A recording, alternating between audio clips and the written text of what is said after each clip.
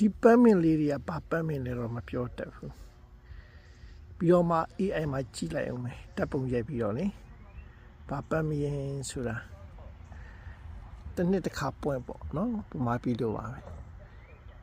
အမေရိကမှာရှိတဲ့တစ်ပင်အများစုကတစ်နှစ်မှာ8လလောက်ပဲအရွက်တွေရှိတယ်ဆောင်းရသည်ဆိုအရွက်တွေကျွေးပြီး4လ5လလောက်က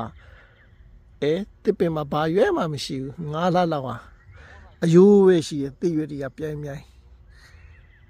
ပမာပြီးကတစ်ရွက်တွေတစ်ပင်တွေကြတော့ရွက်ကျွေပြီးတော့တစ်ပတ်အတွင်းရွက်နုတွေပြန်ထွက်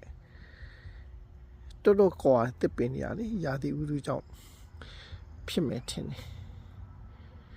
နော်ကိုရိုလိုင်းနာကြောင့်တစ်ပင်ပေါ်တယ်နော်ရာသီဥတုလေးတွေမျှတာ